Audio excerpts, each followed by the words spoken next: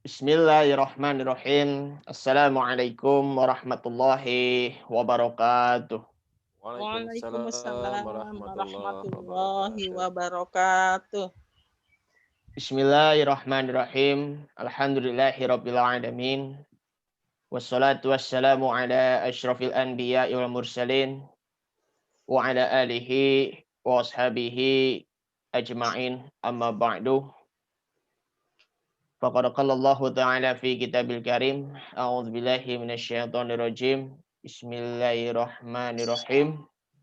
Yarfa'illahu alladhina amanu minkum walladhina utul ilma darajat wallahu bima ta'maluna khabir. Wa qala an-nabiyyu sallallahu alaihi wasallam man kadzdzaba alayya muta'ammidan falyatabawwa maq'adahu minan nar. Allahumma faqihna fid din wa 'allimna ta'wil amin ya rabbal alamin. Amin ya rabbal alamin. Ayuhal ikhwan wal akhwat rahimakumullah, yang kami hormati guru kita Bapak Haji Hemi Yusuf MAG, yang saya hormati bapak-bapak dan ibu-ibu yang tidak disebutkan satu persatu namanya, namun tidak mengurangi rasa hormat atau takzim saya. Baik, kita bersyukur pada Allah Subhanahu wa taala kita dapat berkumpul kembali, bermuajahah di kajian online Zoom ini, Mustalahul Hadis. Moga-moga ini ada hikmahnya untuk kita semuanya. Dan juga mudah-mudahan kita selalu sehat walafiat, menjaga iman, aman, dan juga imun. Insya Allah selamat semuanya. Amin ya rabbal alamin. Dan tak lupa, mari sama-sama kita beristiqomah karena Allah Subhanahu wa taala. Dan juga nantinya moga-moga taklim kita ini dapat menjadikan pelajaran untuk kita semuanya agar nanti ke depannya nanti mempunyai pengalaman-pengalaman yang begitu berharga.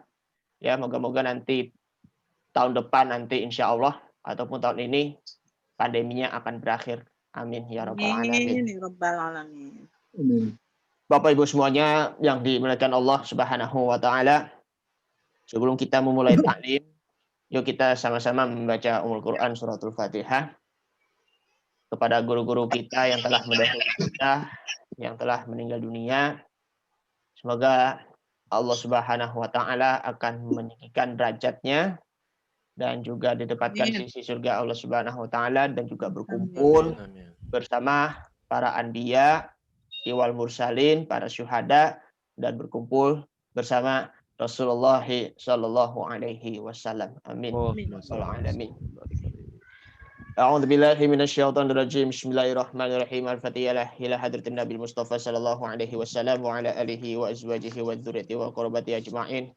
Tsumma ila ruhi hadzal kitab Abu A'lan Muhammad Al-Syeikh Al-Alamah Muhammad Ibnu Ismail As-Sun'ani ta'lifhu Subulus Syaram Syahrah Bulughul Maram, wa summa ila Al-Habib Ali bin Abdurrahman As-Sagaf, wa summa Asy-Syaikhul Kabir Ali Jabir, wa summa Kiai Haji Najib Krapyak Yogyakarta, wa summa Kiai Haji Abdullah Syukri Zarkasyih minal muslimin wal muslimat wal mu'minina wal mu'minat syai'un lillahumul Fatihah. A'udzu billahi minasyaitonir rajim. Bismillahirrahmanirrahim. Alhamdulillahi rabbil alamin. Arrahmanir rahim. Maliki yaumiddin. Iyyaka na'budu wa iyyaka nasta'in. Ihdinas siratal mustaqim. Siratal ladzina an'amta 'alaihim ghairil maghdubi 'alaihim waladhdallin. Amin. Rabbi ighfir lana wa liwalidayna. Amin. Rabbi zidni ilman warzuqni fahman. Amin. Baik Bapak Ibu semuanya yang dimuliakan Allah Subhanahu wa taala, langsung saja kita persilahkan kepada Ustadz kita, kepadanya Bapak Haji Helmi Yusuf MAG, kami persilahkan. Dokter.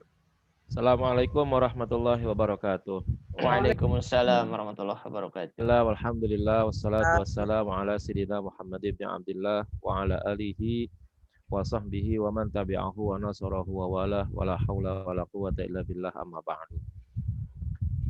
Sahabat sekalian, para bapak, para ibu, rahimakumullah, alhamdulillah kita bersyukur yang mendalam kepada Allah Subhanahu wa taala siang hari ini kita bisa dipertemukan kembali dalam keadaan sehat walafiat. Ini merupakan nikmat yang sangat luar biasa yang terus kita terima dan patut untuk kita syukuri. Salawat dan salam semoga selalu tercurahkan kehadiran baginda Rasulullah Sallallahu Alaihi Wasallam. Para bapak, para ibu, sekedar untuk memberikan motivasi kepada kita semua untuk terus berkhidmat di dalam ilmu. Ada sebuah hadis Rasulullah SAW bersabda, kun aliman, jadilah kamu sebagai orang alim. Kalau menjadi orang alim, menjadi orang pintar nggak bisa, mungkin berat karena kemampuan kita yang kurang, maka turun. Au muta'aliman, atau jadilah sebagai orang yang mau belajar. Ya, kalau aliman berarti jadi murid, kalau muta'aliman berarti jadi guru. Ya, maaf. Kalau mu'aliman jadi guru, kalau muta'aliman jadi murid. Terus kalau belajar juga nggak bisa juga, ya. Au mustami'an, atau menjadi pendengar. Menjadi pendengar bukan semata dengerin doang, ya. Apa yang didengar dilaksanakan.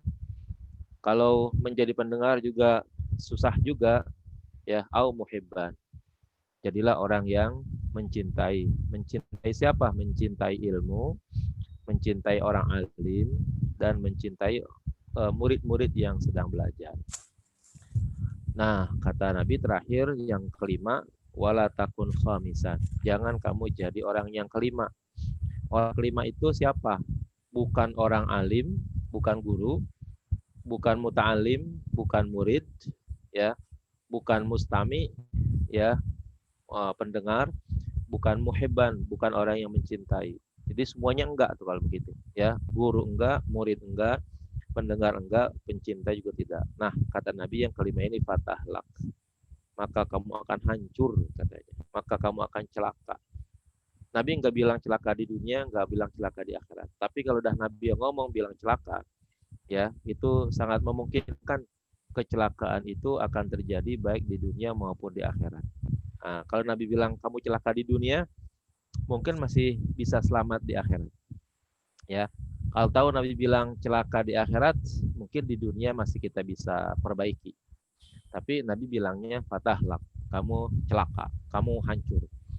Bisa jadi nanti orang yang tidak menjadi orang alim, tidak menjadi guru, tidak menjadi mustami, tidak menjadi pencinta, ya hidupnya kebelangsak, bahasa Betawi bilang, kebelangsak baik di dunia maupun kebelangsak di akhirat. Nah, ini yang sangat berbahaya. Karena itu pada hadis lain Nabi menjamin katanya, man salaka tariqan yaltamisu fihi ilman sahalallahu lahu tariqan ilal jannah. Siapa yang menuntut ilmu, ya, untuk, ya, berjuang mencari ilmu pengetahuan, Allah akan mempermudah baginya jalan menuju ke surga.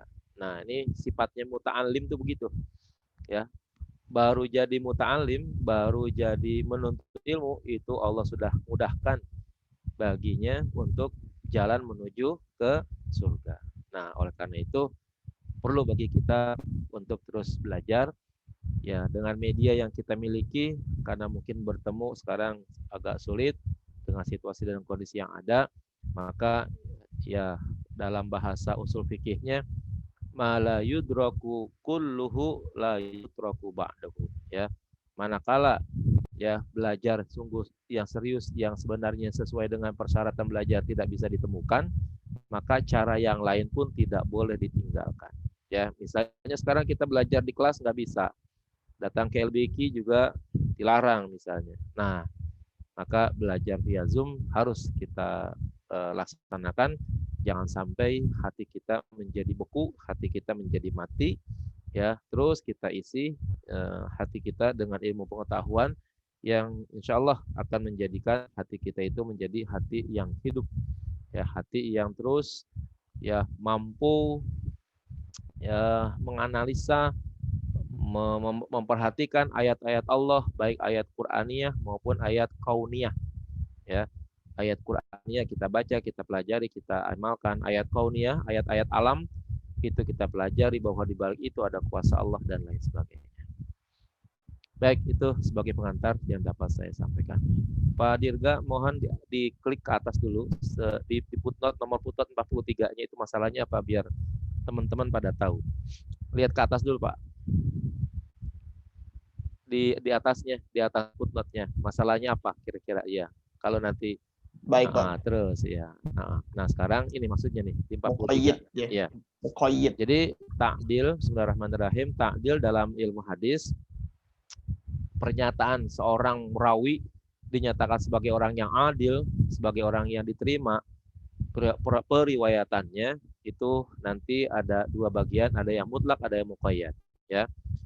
Nah, yang mutlak itu dikatakan bahwa dia adalah perawi yang adil tanpa ada ikatan apapun.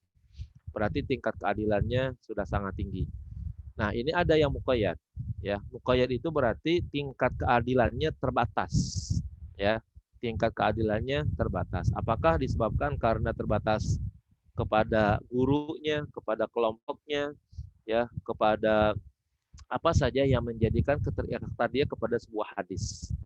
Nanti kalau dia terikat pada sesuatu, maka belum tentu adil pada yang lain.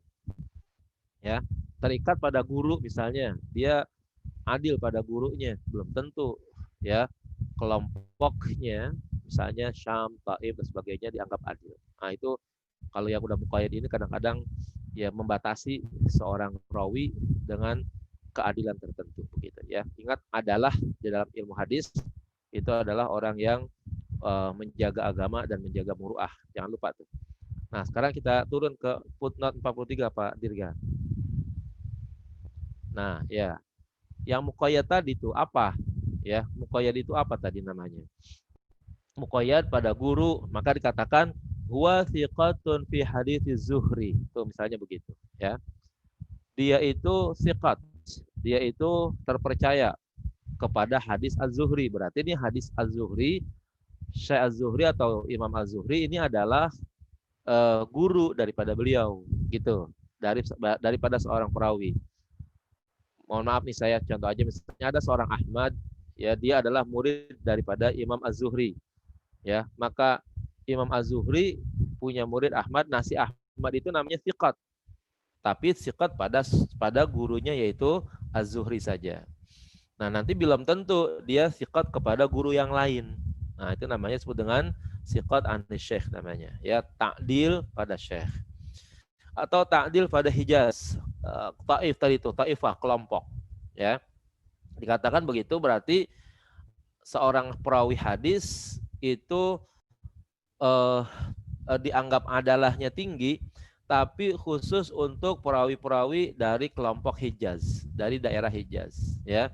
Nah, bisa jadi nanti akhirnya dia tidak sahih atau tidak adil pada, ya, selain Hijaz, ya, misalnya Syam, ya. Nah, itu dia tidak bisa diterima keadilannya di Syam. Selain Zuhri mungkin dia tidak dianggap adalah. Nah, jadi ini ada syekh, ada taifah namanya. Nah, fala yakunu thiqatan fi hadithihi min ghairihi wa man wathaqa fihim. Maka, ya, dia tidak dianggap thiqat pada hadisnya, ya, dari hadis yang tidak dipercaya pada diri mereka. Lakin idza da'afahu fihim fala yumna'u hina idin ayyakuna thiqatan fi ghairihim aidan. Akan tetapi kalau seandainya, ya, ada pihak tertentu yang menganggapnya dhaif pada kelompok, pada guru, maka tidak dapat dicegah saat ini untuk dikatakan dia thiqat pada selain mereka. Jadi artinya gini, kalau ada orang bilang, oh dia lemah di dalam hadis Hijaz, ya, tapi bisa jadi dia kuat pada hadis Syam, gitu misalnya. Terus dia bilang ini dia lemah, jarah luka pada hadis Az-Zuhri. Tapi bisa jadi dia kuat atau adil pada hadis guru yang lain. Nah, inilah ya kerumitan di dalam kita menentukan adalahnya seorang perawi.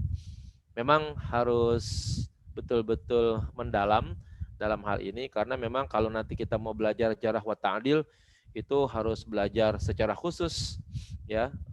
Jarah wa ta'dil itu ada bukunya khusus untuk mempelajari jarah wa ta'dil, itu bukunya sangat tebal sekali ya. Oke, lanjut Pak Dirga, dikembalikan. Wah, saya ketutup nih. Jangan terlalu gede Pak Dirga. 100% aja kali. Atau 125 ya. Ya, segitu. Ya, cukup. Ya, makasih. Ya. Nah, sekarang kita masuk dalam ta'arud. Ya. Ta'arud itu berlawanan. Jadi ada orang di satu sisi dianggap dia adil. Tapi pada sisi lain dia masuk dalam kategori jarah ya. Ada luka, ada cacat pada dirinya yang menyebabkan seolah-olah hadisnya itu nggak boleh diterima begitu. Tapi pada sisi lain dia dianggap diterima. Nah, ini perlu untuk ya dijelaskan bagaimana nih yang sedemikian itu. Baik. Yang dimaksud dengan at-ta'arud atau ta'arudul jarh wa ta'dil adalah ayat qurar rawi bima yujibu raddu riwayatihi wa bima yujibu qabulaha. Ya. Yang dimaksud dengan ta'arud jarh dan ta'dil adalah seorang perawi menjelaskan, menyebutkan sesuatu yang menyebabkan ditolaknya periwayatan perawi tersebut dan juga sesuatu yang memperbolehkan diterimanya periwayatan itu. Ya. Milu ayyaqula ba'dul ulama fihi, misalnya ada sebagian ulama berkata ya dalam hal perawi ini innahu thiqatun. Ya. Kelompok ulama satu bilang, oh dia thiqah. Dia terpercaya dalam bidang hadis. Ya, hadis ini dia perawinya baik, benar begitu. Tapi wa yaqulu ba'dun, sebagian ulama lagi berkata lagi innahu dhaifun. Hadis perawi ini adalah dhaif. Nah, berarti antara satu ulama dengan ulama lain itu namanya ta'arud. Ta'arud itu bertolak belakang satu dengan yang lainnya begitu, ya. Nah, ini kan kalau gitu perlu pemecahan. Perlu jalan keluar. Kok ada pada diri seseorang ya, itu memiliki dua sifat yang bertentangan, ya, memiliki dua sifat yang bertentangan. Padahal ya itu akan merepotkan juga ya, karena sulit rasanya bagaimana menerima satu hadis yang boleh dikatakan oleh satu pihak dianggap thiqat ya, tapi pihak lain malah menganggapnya sebagai dhaif gitu misalnya ya. Nah, ini kan akibatnya merepotkan kita mungkin yang menjadi penerima salah satu hadis dari perawi tersebut. Nah, untuk itu perlu diperhatikan bagaimana solusinya nih begitu. Masuk kepada berikutnya wali ta'arudi ahwalu arba'ah ya, ahwalu arba'ah. Ya, kontrak yang demikian ini antara jarh dan ta'dil, antara thiqat dan dhaif itu ada 4 tingkatan ya, 4 keadaan. Yang pertama ayyakuna mubhamain, kedua-duanya enggak jelas ya. Jadi thiqatnya kagak jelas ya, dhaifnya juga enggak jelas juga ya.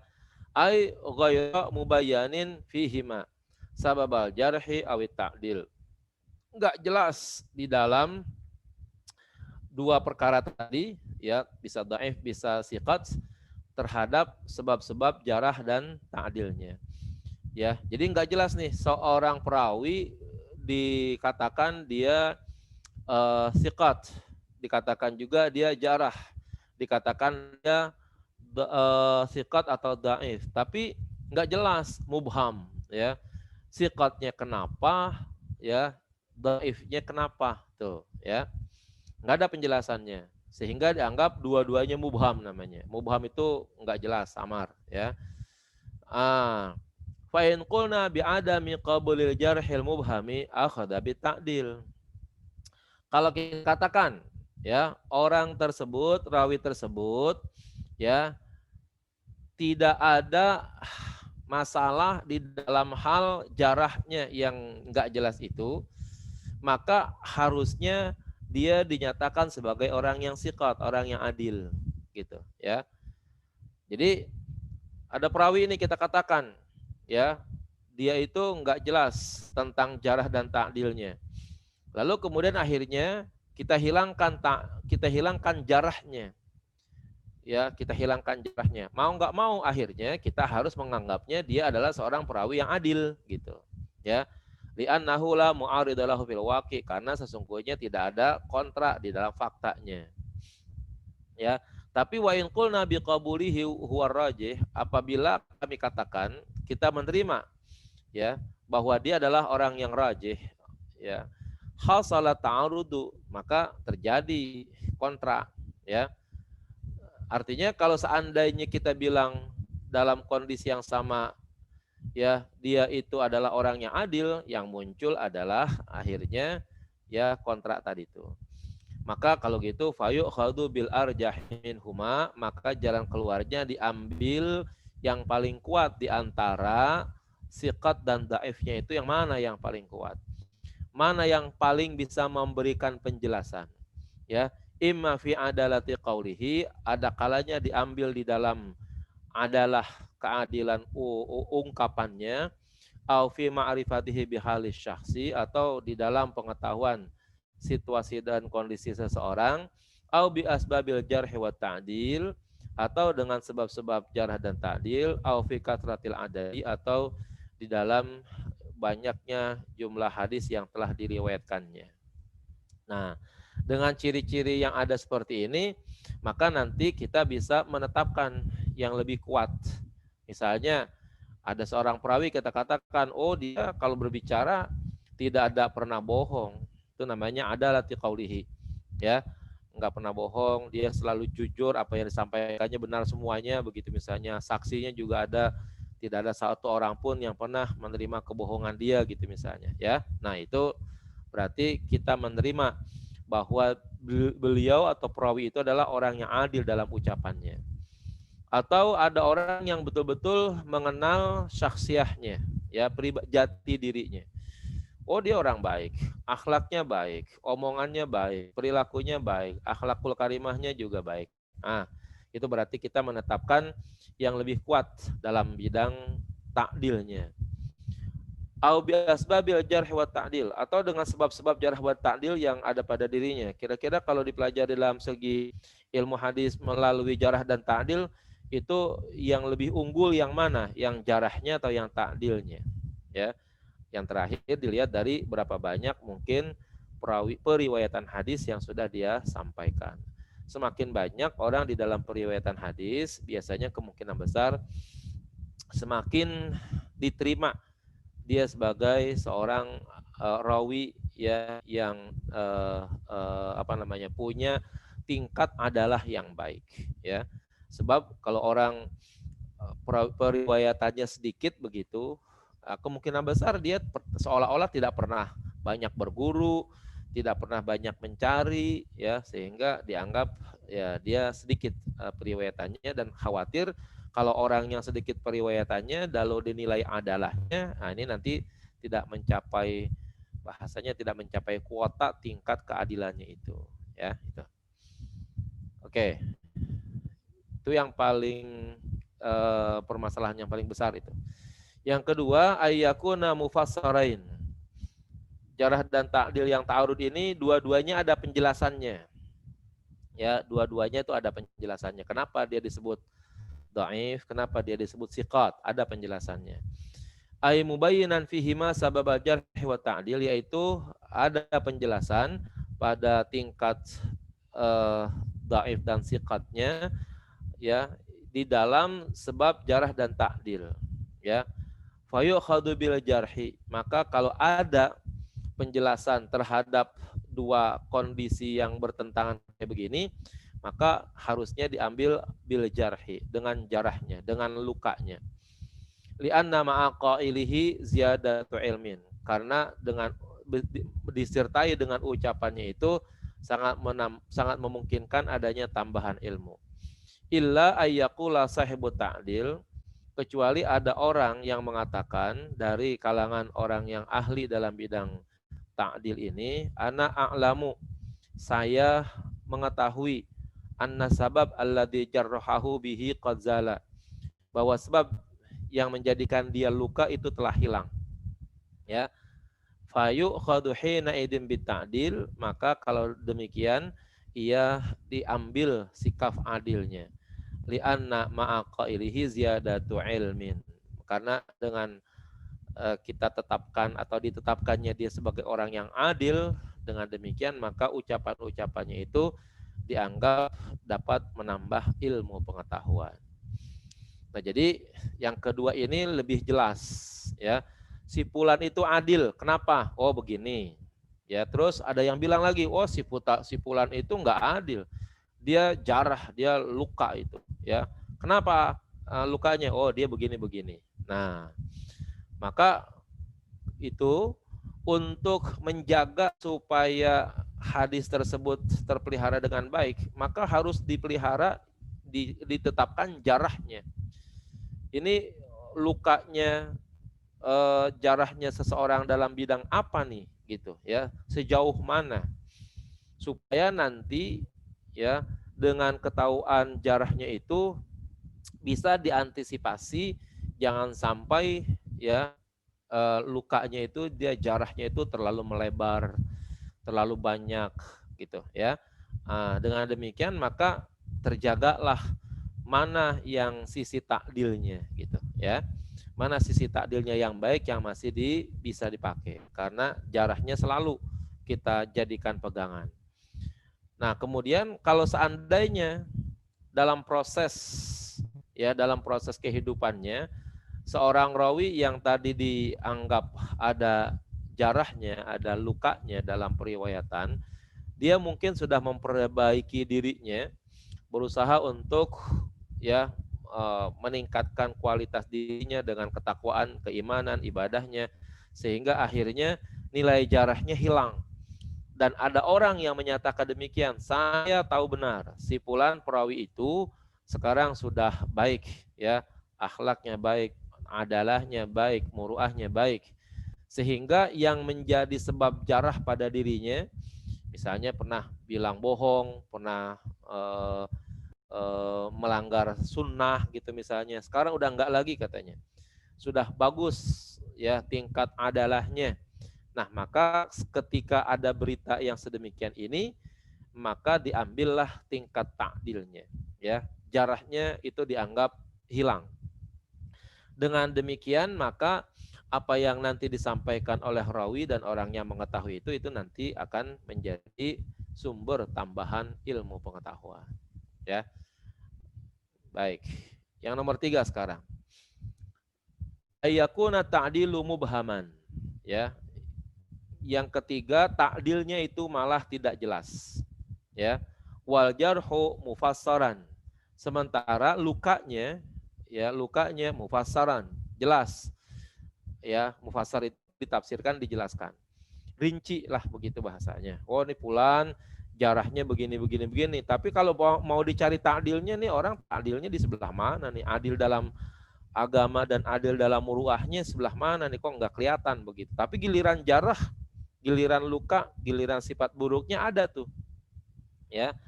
Nah, maka dengan demikian itu fayu'khadhu bil jarhi, ya, maka diambillah dengan sifat lukanya itu, dengan harapan li'anna ma'a qailihi ziyadatu ilmin, karena dengan beserta ucapannya itu akan menambah adanya ilmu.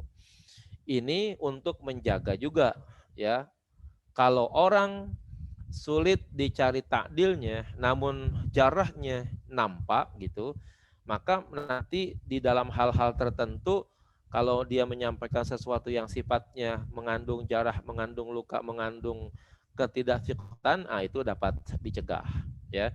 Di mana sisi jarahnya itu dijaga, maka diharapkan apa yang dia sampaikan itu nanti ya bisa diantisipasi apakah betul, apakah salah dan lain sebagainya.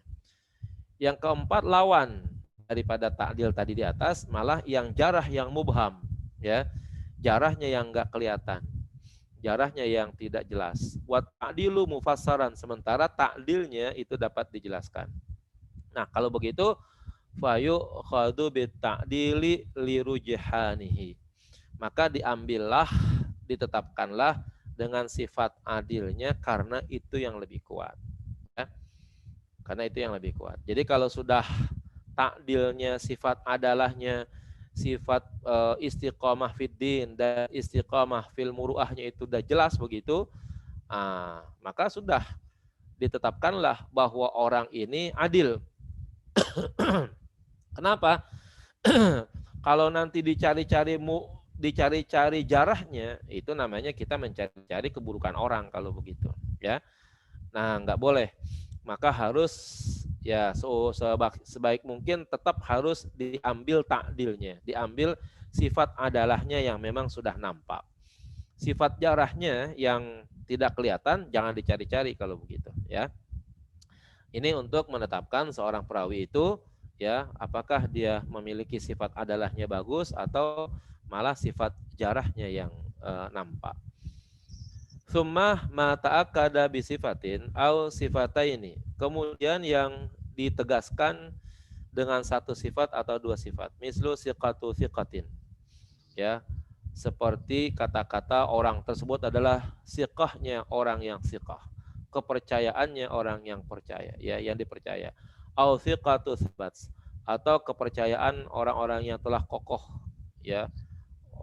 Hadis-hadisnya itu dianggap mantap begitu. Au nahwi dzalika, atau lain daripada kata-kata tersebut yang menunjukkan ya betul-betul bahwa dia itu adalah orang yang adil namanya. Kata-kata thiqah, sabat itu menunjukkan adil.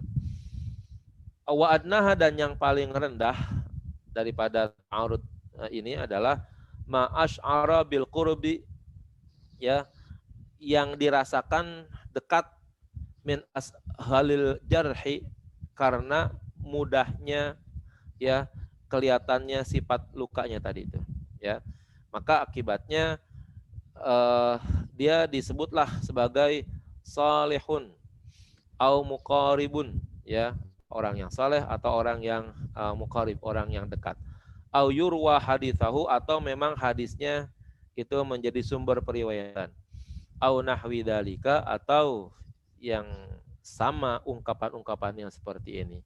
Wa baina hadza maratib ma'lumah, dan di antara yang sedemikian ini memang ada tingkatan-tingkatan yang harus diketahui. Para bapak, para ibu kalian, kenapa sih kita harus begitu ya mendetil, begitu bahasa kita tuh ketil gitu untuk hal-hal yang sedemikian ini? Sekali lagi bahwa hadis yang disampaikan oleh Rasulullah itu adalah memang harus dijaga baik-baik. Jangan sampai nanti ada hadis tersebut digunakan salah orang untuk kepentingan yang bukan seharusnya, atau ada orang yang bukan seharusnya membawakan hadis, malah dialah yang membawakan hadis tersebut begitu. Nah, ini nanti akibatnya ada ta'arud tuh, ya. Kita mau ambil hadisnya, ternyata perilaku orangnya buruk, ya. Kita tinggalkan, ternyata hadisnya benar, itu begitu, ya. Nah, sekarang kita pentingnya bagaimana? Yang paling baik kita bisa mendapatkan hadis yang baik dari Rasulullah, tapi dibawa oleh orang yang benar. Nah, ini nih yang sulitnya di dalam mempelajari hadis. Sebab ya sekalipun mungkin hadisnya benar dari Rasulullah, tapi dibawa oleh orang yang berperilaku buruk. Nanti apa yang dia sampaikan tidak jadi amaliyah dia begitu.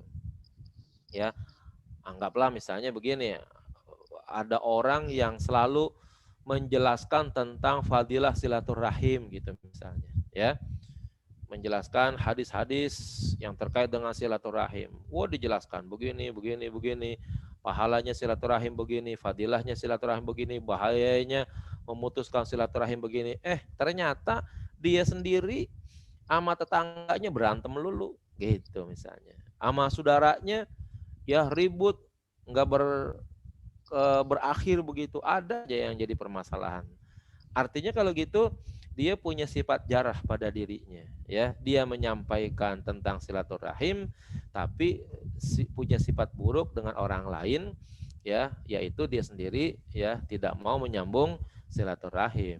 Nah, kalau begitu antara yang ia sampaikan tentang bagusnya silaturahim tidak sejalan dengan sifat dia yang selalu memutuskan silaturahim, gitu misalnya. Nah, ini yang begini nih akan menjadi rumit bagi kita, ya, bagaimana kita mau mengambil ilmu daripada orang tersebut yang menjelaskan silaturahim sementara dia sendiri memutuskan silaturahim. Nah, yang paling baik bagaimana? Kita cari hadis tentang silaturahim, tapi kita belajar melalui orang yang memang tidak pernah memutuskan silaturahim. Ya, kalau dia diputuskan itu lain urusan, ya. Ada orang yang nggak suka sama dia, ada orang yang memutuskan tali silaturahim dengan dia, itu sih bukan urusan dia, ya, karena itu urusan orang yang memutuskan tali silaturahim. Karena di dalam hidup ya selalulah yang namanya orang baik itu musuhnya mesti ada, ya. Nah, karena itu kita harus mengambil pada orang-orang yang betul-betul adalah dalam hadis ini untuk kemudian, ya, hadis tersebut memang bersesuaian dengan sifat daripada perawi tersebut. Jangan kita mengambil hadis, ya, dari seseorang yang orang itu sendiri sifat-sifatnya mungkin bertentangan dengan hadis yang disampaikannya. Di bawahnya apalagi tuh, Pak Dirga? Dinaikin ke atas. Oh iya, udah habis ya. Nah, berarti kita sudah sampai kepada bagian pertama daripada ilmu hadis. Nah, nanti kita akan lanjut kepada macam-macam hadis, dilihat dari segi kepada siapa hadis tersebut disandarkan. Nah, ini perlu waktu khusus. Saya kira mungkin kajian kita hari ini sampai di sini dulu kali. Nanti berikutnya jangan sampai ilmu kita kebingungan gitu, karena udah ada istilah baru lagi nanti itu. Ada marfu, ada mauquf dan lain sebagainya, ya. Ada maqtu, macam-macam tuh nanti pola-pola atau bentuk-bentuk hadis. Baik, saya kira itu. Pak Dirga, silakan kalau ada pertanyaan. Di luar kajian kita juga nggak apa-apa, kita diskusi sama-sama. Baik. Baik, Bapak Ibu, para asatis dan juga para asatizah dan para ustazat, ya, maksud kalau asatizah mah ustadz laki-laki, ya. Para asatizah dan ustazat yang dimuliakan Allah Subhanahu wa taala. Jadi ya sebagai seorang muhadis itu memang perlu diketahui, ya, antara jelas maupun yang tidak jelas. Supaya mungkin saja yaitu mengetahui kualitas-kualitas dari segi kedobitan-kedobitan para perawinya di situ. Apalagi juga mungkin ya apakah dia itu berguru enggak dengan seseorang. Misalnya nih, saya berguru dengan si fulan, kemudian si fulan berguru dengan si fulan. Tapi kalau seandainya saya tidak bertemu dengan si fulan alif misalnya, tetapi si fulan B-nya itu, si fulan ba-nya itu bertemu dengan si fulan A, maka itu ya itu bisa juga mungkin jelas adilnya di situ, jelas takdirnya di situ. Nah, seperti itu. Saya memang beberapa waktu yang lalu sudah pernah belajar mustalah hadis waktu saya kuliah semester 1, Ustaz Haji Yusuf. Tinggal murojaah kembali. Ya, bagus. Jadi, hebat. Jadi memang itu agar supaya kalau kita melihat dari segi matannya itu, kita harus hati-hati juga apakah itu maudhu ataupun sahih begitu. Ya, seperti contohnya hadis bulan Rajab yang pernah disampaikan oleh Bapak Ustadz beberapa waktu yang lalu begitu. Ya. Baik. Apalagi juga man fariha, ya kan, man fariha bihi Ramadan, ya, haramalhu jasadun ala niron, seperti itu. Apalagi juga apa namanya tuh yang satu lagi, an-nazafatu minal iman. Ya. Ya sesungguhnya nggak semuanya itu ya kata-kata bijak itu hadis, ya melainkan juga itu mungkin kata-kata mutiara lah seperti itu Bapak Ibu yang dimuliakan Allah Subhanahu wa taala. Ini ya apa namanya pelajaran juga ya bagi kita semuanya. Dan juga kami persilahkan untuk membuka sesi pertanyaan. Bagi yang ingin bertanya dipersilahkan. Ada yang ingin bertanyakan? Tuh. Ya, tidak harus masalah hadis kali, kalau masalah hadis ini hari ini memang dianggap sulit.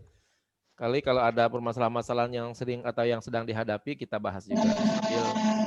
Silakan. Silakan Ya, Pak Bu. Zul, silakan. Maaf Pak Suliman sebentar. Bu Latifah bisa di unmute dulu nggak mikrofonnya?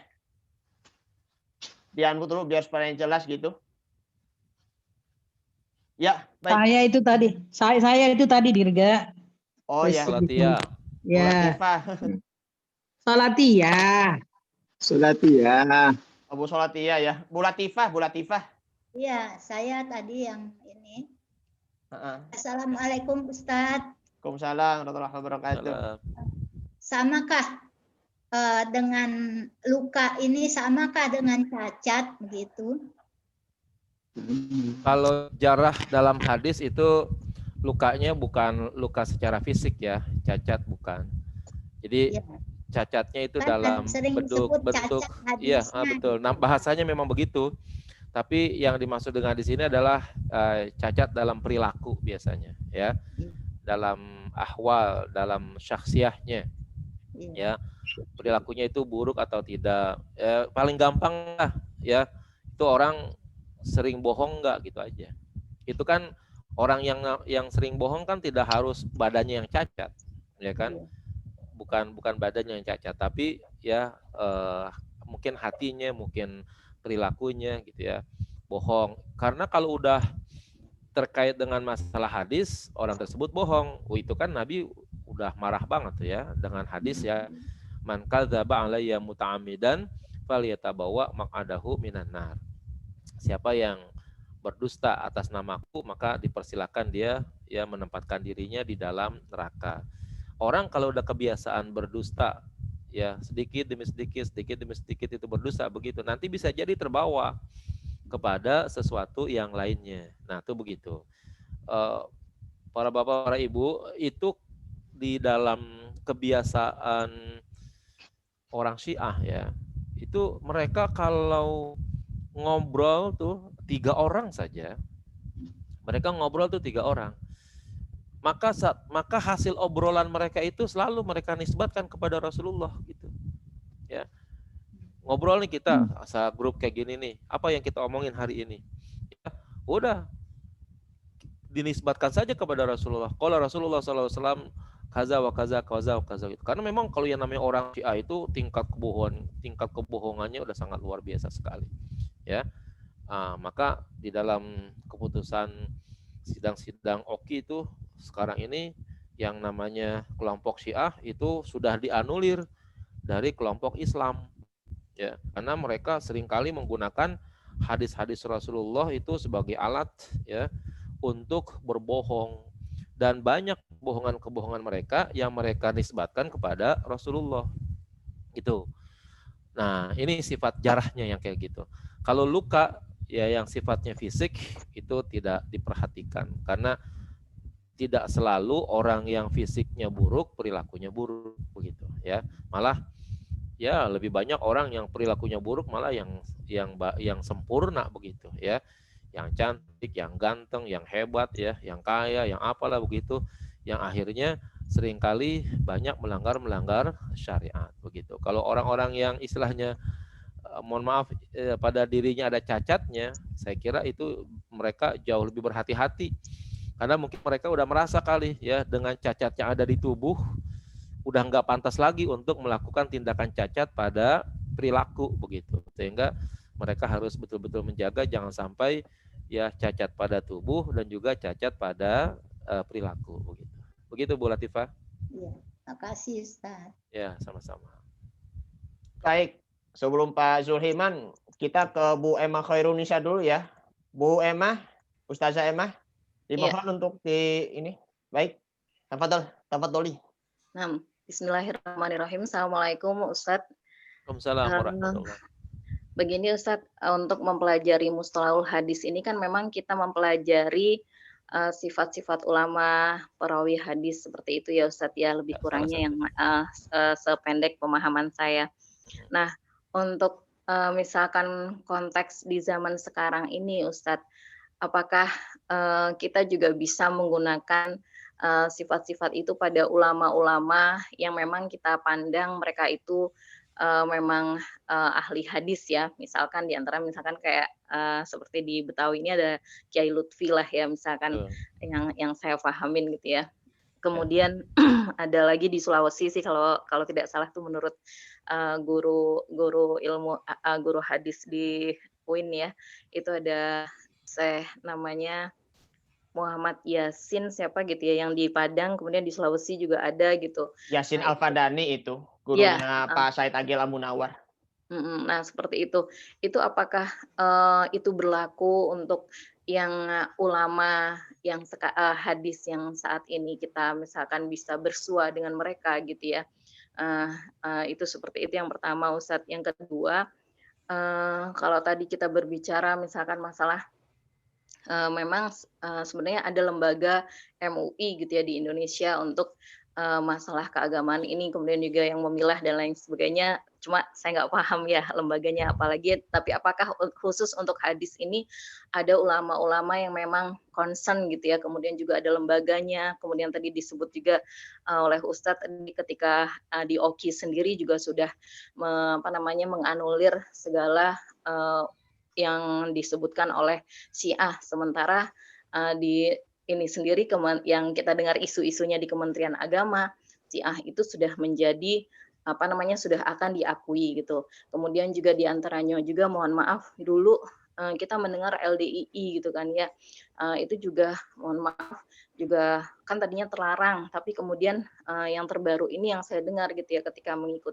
pernah ikut training di Kemenak itu ternyata sudah Allahu alam ya sudah 100% diakuinya atau seperti apa, tapi sudah ditolerir banget keberadaannya dan juga mungkin juga sudah diakui, termasuk juga Ahmadiyah seperti itu. Nah, ini apakah ada ulama kita yang masih concern seperti itu Ustadz, yang masih istilahnya lurus ya dalam mengembangkan hadis-hadis Rasulullah yang untuk menjaganya lah, yang kemudian terhubung dengan ulama-ulama di dunia. Jazakumullah khairan katsiran Ustadz Afwan. Baik. Jadi ilmu-ilmu dan persyaratan-persyaratan yang tadi kita pelajari atau juga dari awal kita pelajari yang terkait dengan mustalahul hadis itu memang tidak boleh lepas dari semua orang yang akan mempelajari hadis. Semua orang yang dalam hidupnya itu mungkin bergerak dalam bidang dakwah, ya, sifat adalah, ya, misalnya adalah dalam bidang agama, adalah dalam bidang muru'ah begitu, ya, istiqamah fiddin, istiqamah fil muru'ah. Itu bagi orang-orang yang memang concern dalam bidang hadis sampai sekarang ya nggak bisa hilang. Ya, harus apa yang para alim ulama tekankan dan syaratkan, ya, mereka harus memiliki akhlakul karimah yang baik, jujur, ya, dalam hal bidang agama itu lurus gitu, itu nggak bisa lolos. Harus, jika mereka di dalam satu saja urusannya, misalnya dalam hal istiqamah fiddin dan istiqamah fil muru'ahnya itu hilang begitu, nggak usah banyak-banyak ya, sedikit kecil saja begitu, maka akibatnya nanti nilai mereka itu di kalangan ahlul hadis hilang jadinya, ya, nggak diterima sebagai muhaddis, sebagai perawi yang hadisnya itu nanti dijadikan sebagai standar untuk kemudian diikuti gitu, ya.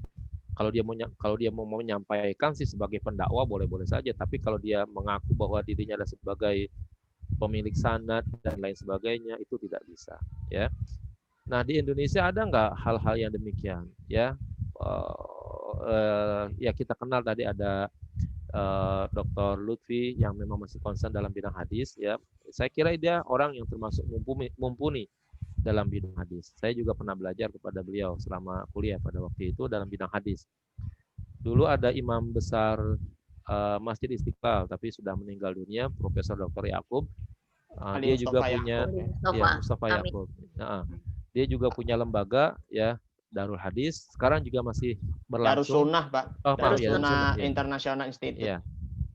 Masih berlangsung, dilanjutkan oleh beberapa muridnya. Saya juga kenal beberapa murid yang ada di sana begitu. Tapi memang belum sempat untuk hadir di kajian-kajian yang ada di sana begitu, ya. Jadi di Indonesia lumayan ada lah gitu. Tadi yang terkait dengan beberapa ulama yang disebutkan, misalnya Syekh Yasin Al-Badani, ya mereka memang orang yang sangat luar biasa dalam bidang hadis, ya. Bahkan Syekh Yasin Al-Badani itu disebut dengan musnidud dunya katanya. Musnidud dunya. Jadi artinya apa? Semua sanad ahlul hadis yang kita kenal, Bukhari, Muslim, An-Nasai, Malik, ya, dan semuanya itu di era beliau itu terkumpul di Syekh Yasin Al-Badani. Syekh Yasin tinggalnya di Mekah tapi asalnya adalah dari Padang. Ya, itu sangat luar biasa sekali. Tapi ya Allah yarham, beliau sudah meninggal dunia. Saya tidak tahu sekarang penggantinya dan penerusnya siapa begitu ya. Dan seingat saya Syekh Yasin Al-Badani itu karangannya banyak begitu ya, dan orangnya sangat-sangat sederhana sekali. Ya, tinggalnya di Mekah ya karena berperawakan orang Indonesia gitu, jadinya tidak nampak bahwa kalau dia itu berkebangsaan Arab, sehingga ketika dia mulai dikenal sebagai seorang ilmuwan itu banyak yang kagak kenal gitu ya. Banyak sekali ulama Indonesia tuh banyak diperlakukan kayak begitu di kawasan Timur Tengah tuh begitu. Yang saya tahu Syekh Nawawi Al-Bantani, kemudian juga Syekh Yasin Al-Badani, itu memang begitu dia diperlakukan oleh orang Arab, karena orang Arab kadang-kadang merasa egonya tinggi begitu, mereka lah sebagai yang mengaku sebagai orang pandai dan sebagai penerus hadis misalnya, sehingga akhirnya tidak diakui keberadaan orang asing yang memiliki kepandaian dalam bidang ilmu pengetahuan begitu ya. Satu kejadian begini, Syekh Yasin Al-Badani itu kalau tidak salah ada bukunya tentang qawaidul fiqhi gitu ya, kaidah fikih. Nah itu bukunya tidak terlalu tebal tapi sangat luar biasa hebatnya itu buku. Saya lupa buku namanya itu. Dulu pernah belajar dengan Said Agil Husail Al-Munawar gitu ya. Nah, kemudian setelah buku itu dicetak, itu orang Arab penasaran gitu, ya. Ini orang mana nih namanya Yasin Al-Badani, kok tinggalnya di sini kita gak kenal sebagai orang ilmuwan begini katanya. Akhirnya banyak itu orang Arab yang berupaya untuk datang menemui Syekh Yasin. Nah, Syekh Yasin memang orangnya sederhana begitu, ya, kayak orang Indonesia di sinilah begitu. Ya pakai kaos oblong gitu ya kan, terus karena juga bukan orang kaya banget dia di sana, sehingga halaman rumahnya ya dia sendiri yang nyapuin begitu ya, mungkin nggak punya pembantu khusus kali, di pagi hari ya kan dia nyapu begitu halaman rumahnya karena banyak sampah pepohonan katanya begitu. Akhirnya datang tuh sekelompok orang Arab dengan mobil mewahnya, dengan baju gamis yang sangat luar biasa ya. Akhirnya salam ya dengan gaya yang bahasa saya ya arogan lah begitu. Kami mau ketemu orang yang namanya Yasin Padani katanya. Di mana ya gitu. Bahasanya kayak begitu ya gitu, orang Arab tuh ngomong.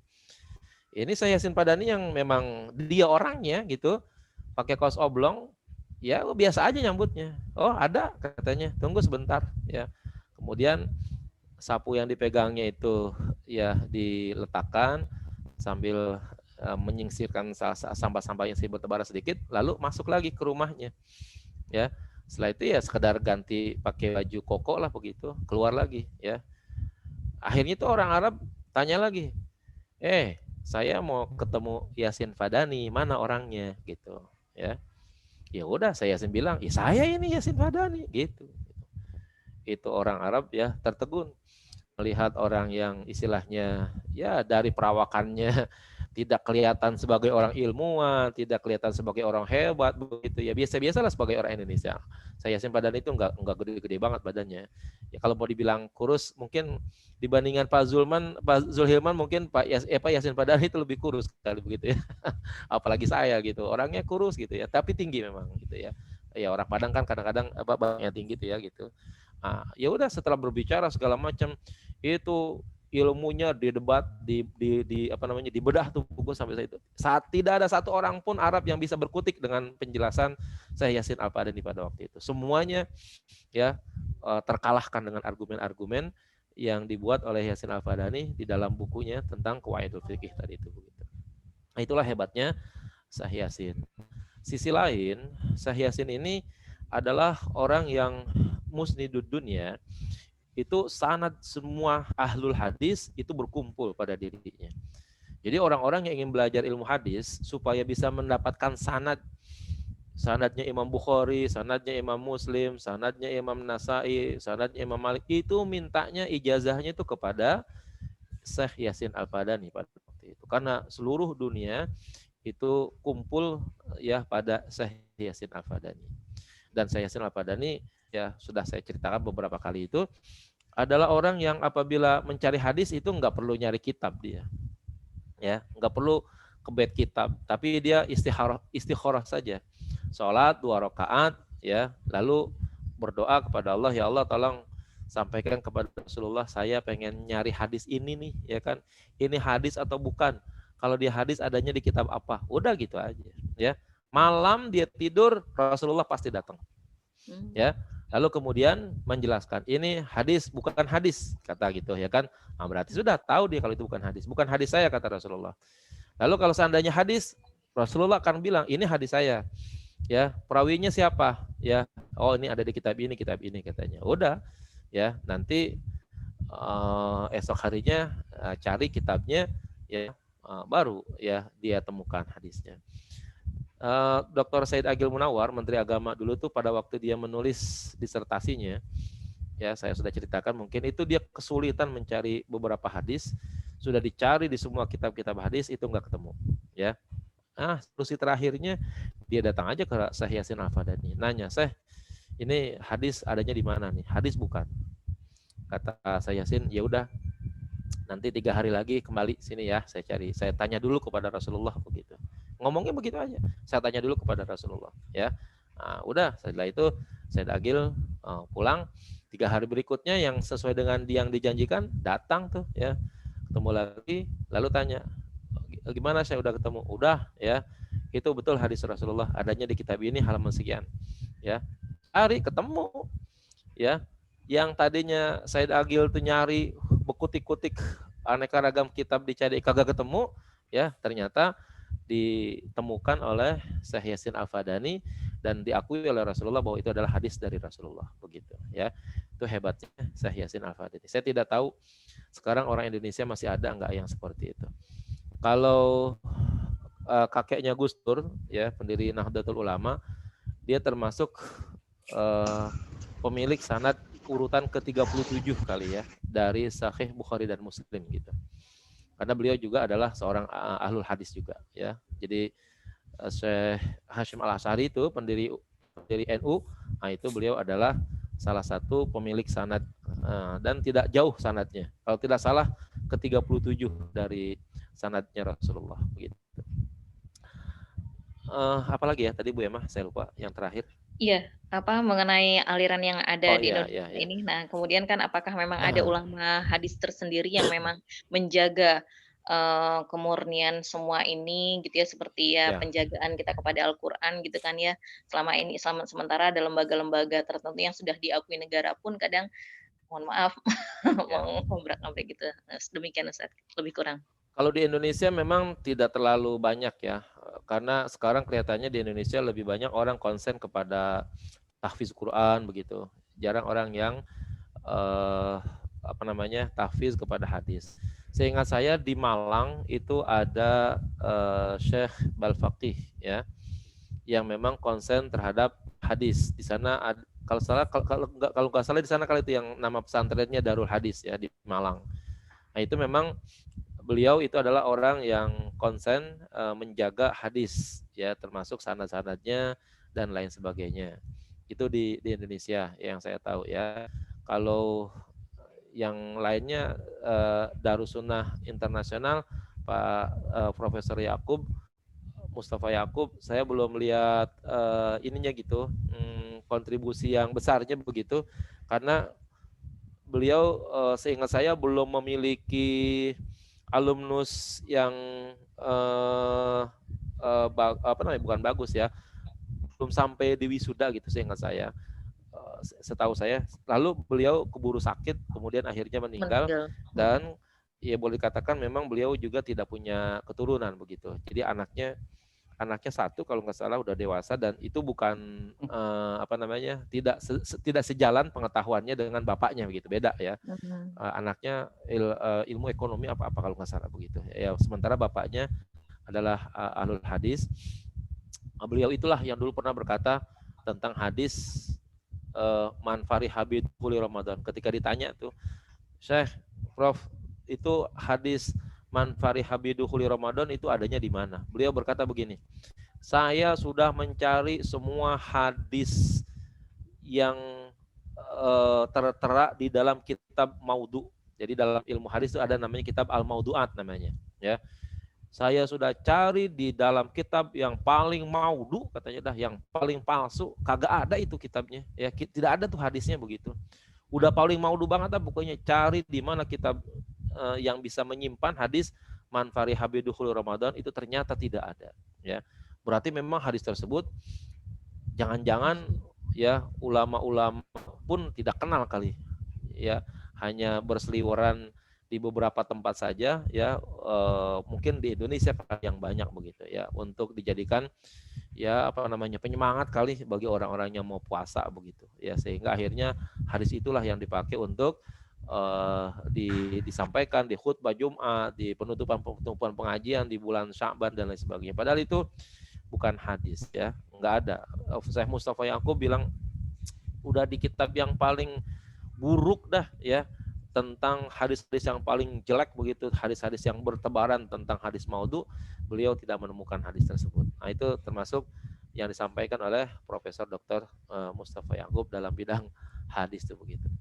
Sementara sekarang yang terkait dengan lembaga-lembaga keislaman ya, di Indonesia memang sekarang kondisinya lagi lagi gonjang-ganjing kelihatannya. Emang sengaja ditampilkan orang-orang yang pinter ngadu jangkrik begitu saya kira ya. Kalau jangkrik itu kan diadu ya, bukan ngadu jangkrik, Ustaz, ngadu kebo. Bukan ngadu jangkrik. Jadi kalau istilahnya tinju tuh. Ya, kalau seandainya orang yang diangkat bukan tukang ngadu jangkrik ya, dia nggak bisa nyari alas-alasan gitu. Ini jangkrik saya hebat untuk diadu gitu ya kan. Di Indonesia ini para bapak ya, itu orang pinter sekelas profesor, doktor yang gelarnya bererot gitu, profesor, doktor, kiai, MA, PhD segala banyak.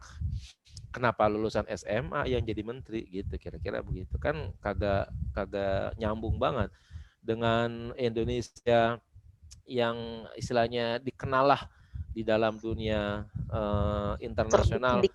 Ya banyak cendekiawannya, tetapi orang yang kayak begitu diangkat sebagai menteri agama begitu, sehingga akhirnya ya itulah yang disebut dengan idza wusidal amru ila ghairi ahlihi fantaziri sa'ah. Kalau satu urusan diserahkan bukan kepada ahlinya, maka tunggulah kehancuran.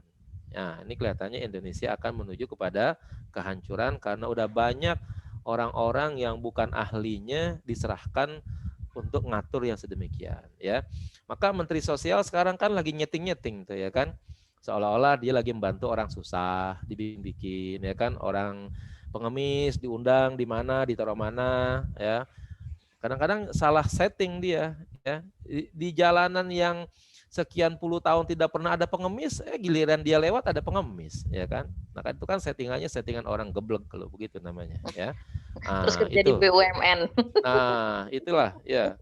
Jadi kelihatan gitu bodohnya gitu ya. Akhirnya settingan kayak begitu kan mentah sendiri jadinya, ya kan? Ya, mohon maaf kita tidak membela Gubernur Anies Baswedan ya. Emang di jalanan yang ditemukan pengemis itu memang udah puluhan tahun nggak ada pengemis di situ. Itu kan tempat jalannya para pembesar-pembesar negara, memang sudah dilarang pengemis di situ udah puluhan tahun. Pejabat DKI aja yang istilahnya kata dia, saya sudah berumur 40 tahun lewat tinggal situ nggak nemu pengemis, giliran Menteri Sosial lewat ada pengemis di situ. Itu dia ngambil dari mana tuh pengemisnya katanya begitu. Ya udah akhirnya kan kebantah sendiri dengan cara-cara Sekutunya Ustadz. Nah, itu dia begitu ya. Oleh karena itu, itulah yang katanya kalau urusan sudah disampaikan dan diberikan kepada orang yang bukan ahlinya, ya tinggal tunggu saja kehancurannya ya. Nah, ini yang kita khawatirkan terjadi di negara kita seperti ini. Maka orang-orang seperti kita inilah yang mungkin ya bisa menjadi salah satu kaki negara. Katanya negara itu punya kaki, ada beberapa diantaranya bi'ilmil ulama ya, dengan ilmunya para alim ulama.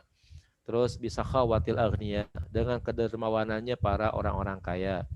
Dan katanya bidu'a il fuqara, dengan doanya orang-orang fakir ya. Jadi salah satu yang bisa mendirikan negara itu katanya. Sekarang kalau alim ulama ya masih ada yang konsen. Tapi bi'adlil umara yang ini yang paling berat di sini nih. Jadi bi'ilmil umara, bi'ilmil ulama, dengan ilmunya para alim ulama, bi'adlil umara, dengan keadilan para penguasa, bisa khawatil agniya, dengan kedermawanannya para orang kaya, wa doanya fuqara, itu menjadi doanya orang fakir, doanya orang susah, itu menjadi tiang-tiang negara tuh. Nah, cuman saatlah satu tiang bi'adlil umara ini lagi tiang patah nih akhirnya ya. Sama meja kira-kira tuh sekarang tuh yang kakinya 4, sekarang kakinya tinggal 3 ya. Nah, ulama masih ada, orang kaya mungkin masih banyak, yang dermawan, orang fakir mah emang banyak ada di Indonesia yang masih mau berdoa. Tapi karena kakinya 3, itu meja akhirnya jumplang juga jadinya begitu ya, karena tidak siap menampung keberadaan sesuatu yang di atas meja tersebut begitu ya. Baik, itu mungkin Bu Emma. Baik, jazakumullah khairan Ustaz. Oh, baik Bapak Ibu semuanya dimuliakan Allah Subhanahu wa taala. Ya. Ustadz mau nanya begini. Ini kan selama belajar yang kajian kelas khusus LBIQ yang mustalah hadis ataupun hadis hakam, nanti ada nggak sih Pak yang latihan baca kitab gitu? Sebenarnya dulu awalnya memang diarahkan ke sana. Cuman saya juga memiliki kekhawatiran ketika orang itu disuruh baca bukan menjadi semangat begitu. Jadi akhirnya saya khawatir ya yang masuk juga kan nggak semuanya orangnya bisa baca gitu kan ya kelihatannya. Ketika masuk ke kelas, waduh ini orangnya saya khawatir besok giliran saya suruh baca akhirnya benar kagak masuk gitu tuh, yang saya khawatirnya begitu tuh ya kan. Maka akhirnya untuk sementara pada level beberapa bulan yang lalu saya hanya membacakan gitu. Tujuannya apa nih? Mencari-cari dulu nih orang-orang yang kira-kira kalau disuruh baca siap gitu ya kan. Kan saya perlu kenal dulu kan ke kelas begitu. Ternyata belum sampai kenal seluruhnya COVID masuk ya kan. Akhirnya liburlah kita begitu. Ya udah akhirnya tidak bisa dilanjutkan di kelas. Nah ya berlanjut ke Zoom seperti sekarang ini gitu ya. Nah mungkin nanti kelas ya atau grup-grup kita ini kalau kita mau melanjutkan lagi ya, kalau ada yang memang bersedia gitu untuk bisa membaca dan menjelaskannya atau ya paling tidak membacanya lah sebelum kita menguraikannya begitu, saya persilakan dulu boleh untuk membacanya terlebih dahulu, sebagaimana kalau kita pernah ngaji-ngaji di pesantren-pesantren gitu ya. Oh iya.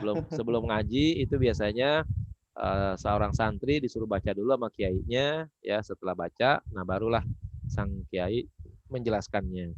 Tapi saya berharap sih jangan sampai gara-gara disuruh ngaji, disuruh baca pada kagak datang. Itu masalahnya tuh ngerinya.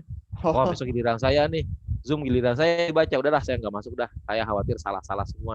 Itu tuh yang saya khawatirnya begitu. Jadi gara-gara disuruh baca, akhirnya pada kagak masuk. Kan jadi lebih mudorot jadinya. Mudorot. Kenapa saya berpikir begitu? Pengalaman Pak Dirga, ya Pak Zulman juga nih, saya sampaikan, kalau di kelas saya suruh bikin PR, itu anehnya tuh, ya ini yang ngaku suaminya sakit ada, yang ngaku cucunya sakit ada, yang ngaku istrinya sakit ada, jadi kagak masuk tuh akhirnya. Itu bikin PR tuh begitu dulu, ya kan? Sehingga boleh dikatakan pas disuruh bikin PR, pokoknya kelas itu berkurang lebih daripada 30 sampai 40% tuh hilang, kagak masuk tuh gara-gara disuruh bikin PR gitu. Nah, ini pengalaman nih kayaknya gara-gara bikin PR nih akhirnya pada kagak masuk, ya kan? Itu begitu.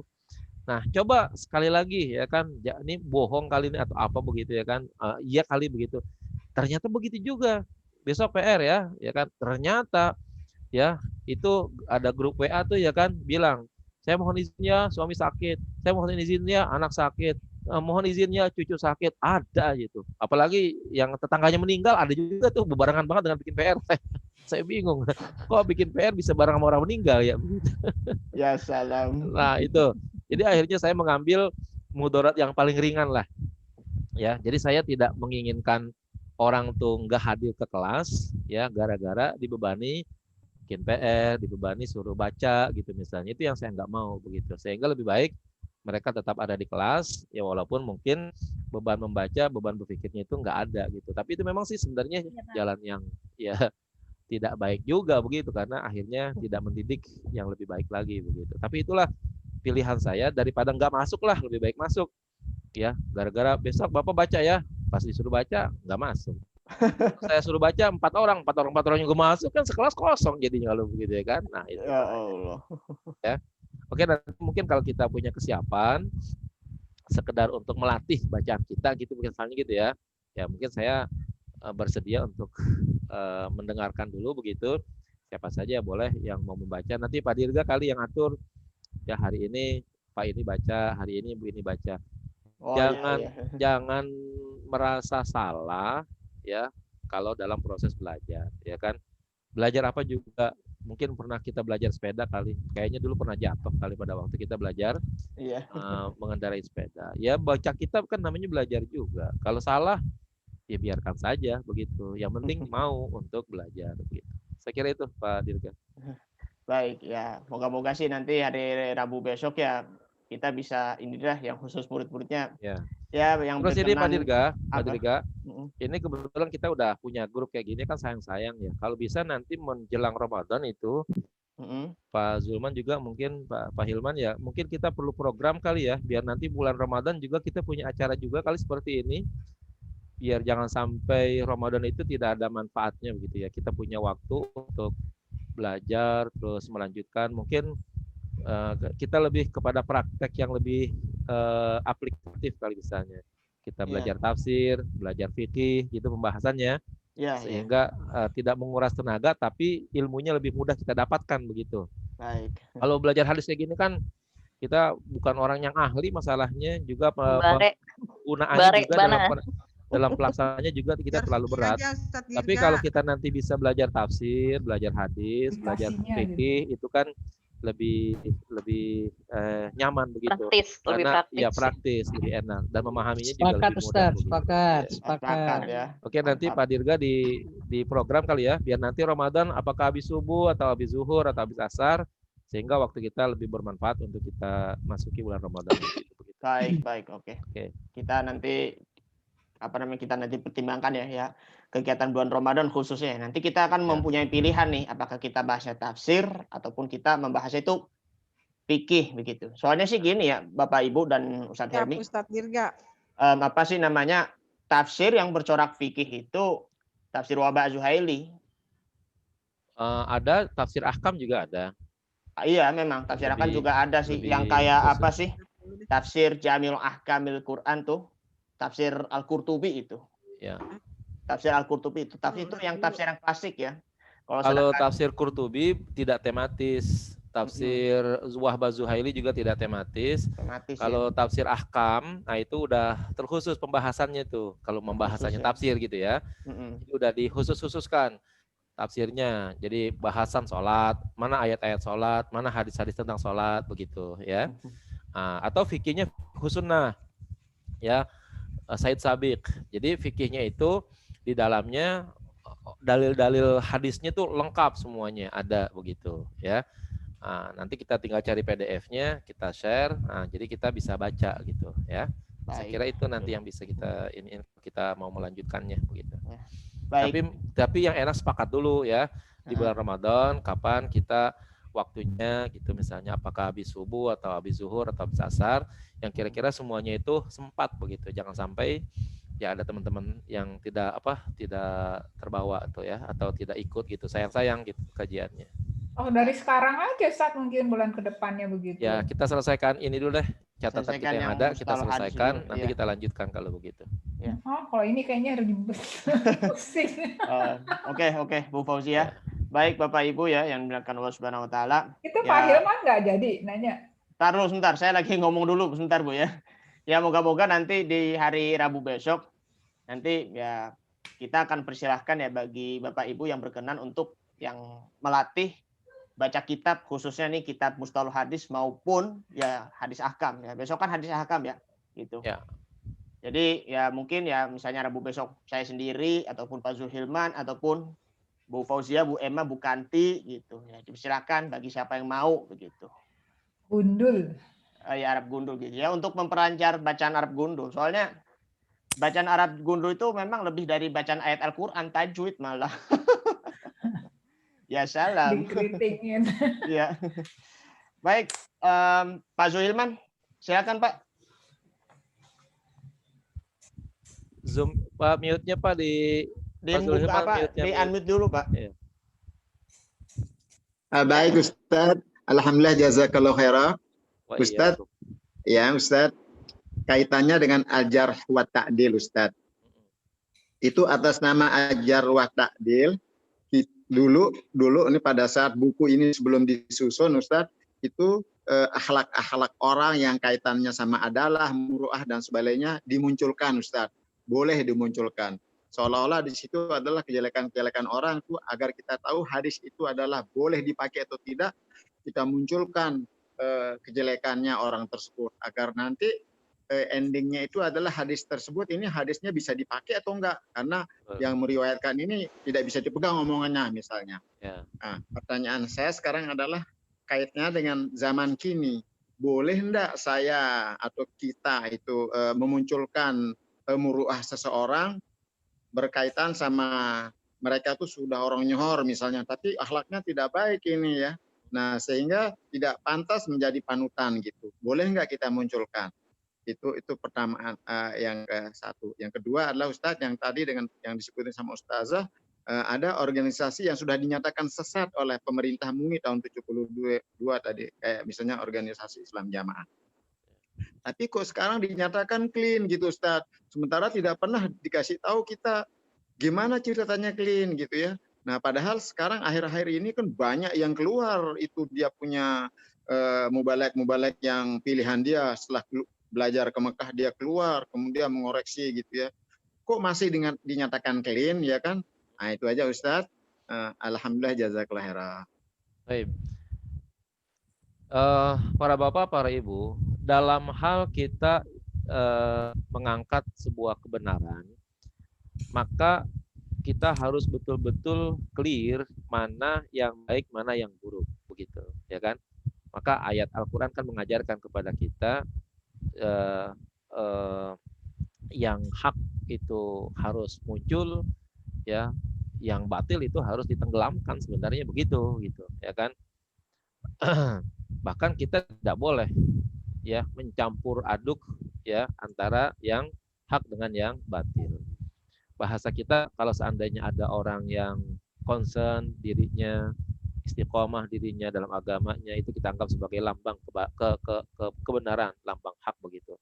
Tapi kalau ada orang yang menggunakan hadis hanya sebagai alat perjuangan dirinya, memajukan dirinya, tapi dalam hal perilaku bertentangan dengan hadis tersebut, nah ini mungkin bagian daripada batil yang demikian tadi itu. Maka untuk memunculkan sifat yang seperti itu, ini kan dalam rangka memproses mana yang nanti kita akan ambil yang terbaik, atau kita menyaring sesuatu yang kita butuhkan untuk kita pakai. Ya, kalau kita umpamakan ibu-ibu masak di rumah itu harus menggunakan santan, ya, maka ampas kelapa biar bagaimanapun harus dibuang. Dan kelapa harus diperas untuk nanti akhirnya mengeluarkan santan. Artinya kalau orang yang baik, lambang kebenaran adalah sebuah atau seliter santan yang kita butuhkan, maka ampas kelapa itu harus kita buang. Dan kita harus tahu itu ampas kelapa. Jangan kita nggak tahu mana ampas kelapa dan mana santannya gitu. Sehingga nanti kalau sudah ya bercampur antara santan dengan ampas kelapa, yang rusak bukan ampas kelapanya. Yang rusak adalah santannya. Berikutnya nanti olahan kue kita, sayur kita, ya rusak semua gara-gara ada ya ampas santan itu masuk ke dalam masakan kita. Gitu jadinya. Maka kalau gitu penting untuk kita ungkap, kita kenal siapa orang itu ya dari segi sisi jarah dan ta'dil. Tetapi tidak bermaksud untuk, nah gitu ya, tidak bermaksud untuk menyebar aibnya, tapi memang untuk menetapkan bahwa hadis ini harus dibawa oleh orang yang baik, sehingga kebaikan hadis tetap menjadi baik gitu. Sebab baiknya hadis apabila dibawa oleh orang yang baik, maka pantas untuk diterima. Namun baiknya hadis kalau dibawa oleh orang yang buruk, itu nanti akan diragukan. Ya, para bapak, kalau kita nanti belajar lebih jauh lagi, misalnya kata-kata hadis dhaif, ya, hadis dhaif itu ada yang sampai kepada Rasulullah. Dhaifnya itu bukan gara-gara Rasulullahnya, tapi gara-gara sanadnya yang buruk gitu, ya. Jadi dari fulan. Nah, ini antara fulan ini nih yang punya sifat buruk begitu. Ya, dari dobitnya yang kurang baik hafalannya, dari adalahnya yang kurang baik, muru'ah fiddin, ada istiqamah fiddin yang kurang baik, istiqamah fil muru'ah kurang baik, sehingga akhirnya hadisnya dinilai dhaif. Padahal hadisnya sampai kepada Rasulullah, ya. Nah, jadi pembawa-pembawa hadis ini di zaman dahulu memang dinilai oleh para alim ulama sifat buruknya begitu. Untuk apa tuh? Untuk dikatakan bahwa hadis yang baik harus dibawa oleh orang yang baik, dan hadis yang baik apabila dibawa oleh orang yang buruk nanti dinilai buruk hadisnya. Nah, ini kan kita ya akhirnya nanti kalau seandainya ada orang-orang yang berperilaku buruk membawa hadis, kan akibatnya yang buruk bukan orangnya saja, tapi hadisnya juga bernilai buruk jadinya begitu. Nah, kita nanti akhirnya tidak boleh ya menilai buruk sebuah hadis ya sementara disampaikan kepada Rasulullah, ya, itu disebabkan gara-gara orangnya gitu. Maka kalau begitu penting untuk memberikan penilaian kepada orang tersebut, untuk kita ungkap dan kita ketahui bahwa dia sebenarnya memang tidak layak untuk membawakan sebuah hadis begitu ya. Ya kalau dia mau pakai hadis tersebut silakan. Kalau dia mau menyampaikan hadis tersebut silakan, tapi yang paling utama bukan semata-mata nyampain doang. Ya. Tapi di dalam menyampaikan juga harus mempraktekannya ya. Jadi jangan ngomong doang tapi enggak mau melaksanakannya. Kabura maqtan indallahi antaqulu ma la taf'alun. Ya, besar dustanya manakala ya saudara hanya mengatakan doang gitu tapi tidak mau melaksanakannya. Ya. Jadi antara sikap, perilaku dan ucapan itu ahlul hadis harus nyambung. Nyambungnya dalam kebaikannya begitu, ya. Oke. Gitu Mas Hilman. Pertama ya, yang kedua kelihatannya di negara kita nih Pak, saya tidak melihat sisi para pejabat itu untuk menjadikan negara ini damai dalam kebersamaan. Tetapi ada kepentingan partai-partai yang ingin menang, tapi dia melalui pengangkatan kelompok-kelompok tertentu dengan harapan agama-agama yang dinilai buruk oleh umat Islam sedunia ini nanti berafiliasi kepada partai tertentu. Mohon maaf, saya menduga-duga begini. Kenapa Syiah harus diangkat menjadi Islam yang clean di Indonesia? Ini jangan-jangan ada upaya dari PDIP begitu untuk merekrut mereka. Ayo, kalau mau bersama saya, sama-sama sini. Jangankan Islam Syiah, PKI saja maju bersama saya. Kira-kira begitu tuh. Ya kan? Nanti kalau Syiah ini udah punya lembaga bersama PDI, lah kan dia bisa maju nanti. Bisa bikin bisa bikin lembaga, bisa menyebarkan dakwanya. Kalau nanti ada yang serang-serang, ada yang belain PDI itu gitu. Sekarang coba lihat orang PDI yang menampung PKI. Siapa yang berani ya menangkap Ciptaningrum itu tuh ya? Siapa namanya itu? Ya. Yang Burika Ciptani. Iya, Burika. Dia ngomong apa aja sekarang di DPR, udah ya orang dengarkan. Padahal di PKI, omongannya kadang-kadang juga menyakitkan kita. Tapi karena dia udah ditampung oleh PDIP, siapa yang berani melawan dia sekarang? Nah, saya punya prediksi tahun depan ya pemilu kan mereka udah kagak punya calon yang bagus nih. Siapa yang mau dicalonin? Nggak ada calonnya. Nah, supaya tetap menang bagaimana? Angkat mereka-mereka yang istilahnya yang dulu ditenggelamkan di dalam lumpur-lumpur yang kotor kali itu. Bagi mereka bersihinlah dikit-dikit ya kan. Mereka cari sisi-sisinya untuk kemudian masuk ke kelompok mereka. Setelah masuk ke kelompok mereka menang. Nah, disiapin deh sarana dan prasarana. Ya kan? Nah, itu kan mereka juga pengen dong Syiah di Indonesia ini punya lembaga, punya apa segala macam dan lain sebagainya. Nah, mungkin ini jalan yang mereka cari ya untuk memenangkan pemilu di tahun 2024 nanti begitu. Ya, ini prediksi politik saya kayaknya begitu, Pak. Gitu, Pak Hilman. Jelas Pak Sulaiman ya? Ya, jelas. Jazakallah Ustaz. Afwan. Baik, Bapak Ibu yang dimuliakan Allah Subhanahu wa taala, ini sudah ada berapa nih? Baru 2 pertanyaan ya, apa 3 ya? 3 ya? Tapi waktunya udah habis nih. Oke. Nanti ibu-ibu ada yang memasak kali. Oh, ya, oke. Iya. Baik, Bapak Ibu semuanya yang dimuliakan oleh Allah Subhanahu wa taala. Ini saja dulu yang yang kami sampaikan. Mohon maaf ya kalau ada kesalahan-kesalahan dari kami ya, baik itu yang narasumber maupun host ya, termasuk saya sendiri. Dibukakan pintu maaf dan membukakan pintu maaf yang sebesar-besarnya, yang benar hanya dari Allah, yang salah dari kami. Terima kasih atas partisipasinya dan juga kehadirannya. Sampai jumpa di hari Rabu. Ila liqa fi yaumil arbi'ah. Mata'anallahu fi tuli hayatina insyaallah. Amin amin ya rabbal alamin. Silakan Pak Haji ditutup dulu. Baik, Bapak, para ibu, sahabat kalian yang dimuliakan Allah. Mudah-mudahan yang kita obrolkan pada hari ini bisa menjadi titik ilmu bagi kita ya, betapapun ilmu itu mungkin sedikit, tapi Nabi sudah menyatakan al-ilmu nurun. Ilmu itu adalah cahaya. Sekecil-kecilnya cahaya kalau dia berada di tempat yang gelap, mestinya itu tetap memberikan penerangan.